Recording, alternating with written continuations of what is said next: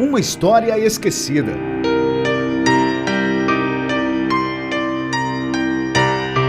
Andar por algumas ruas do centro histórico de Manaus e ver esses prédios abandonados tem deixado muitos manauaras indignados. Isso é até uma falta de consideração, porque aqui, na verdade, são fontes históricas, né, que Manaus tem e que precisa de grandes restaurações. Eu acho completamente descaso. Eu tenho certeza, se alguém de fora que vem assim, eles acham a cidade bonita, mas quando vê esses prédios abandonados, sinceramente, dá até tristeza para os próprios moradores aqui da nossa cidade.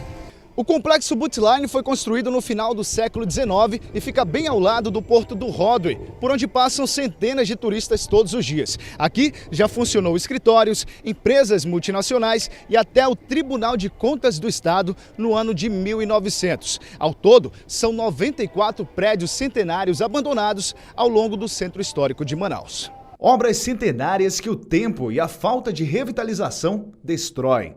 A Santa Casa de Misericórdia, por exemplo, é o edifício abandonado mais antigo de Manaus. Foi construído em 1873 e já abrigou um hospital-maternidade, mas atualmente não tem condições de funcionar. O exemplo se repete em outros prédios. Muitos desses casarões antigos ao longo do centro pertenciam a pessoas sem herdeiros. Outros cartões até têm donos, mas os familiares não têm condições de revitalizar. Porém, o esquecimento desses patrimônios históricos virou problema público com a invasão de vândalos e usuários de drogas, o risco de desabamento e o acúmulo de lixo e matagal na área. Responsável por fiscalizar os edifícios na cidade, o Implurb diz que donos de prédios são identificados e multados. Já vistoriamos 41 aproximadamente.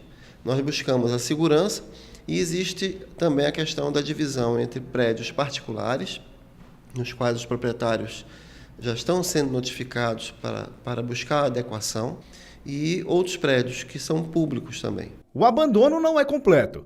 Empresários mostram interesses em comprar esses patrimônios com o objetivo de dar vida econômica ao espaço, mas a burocracia atrapalha.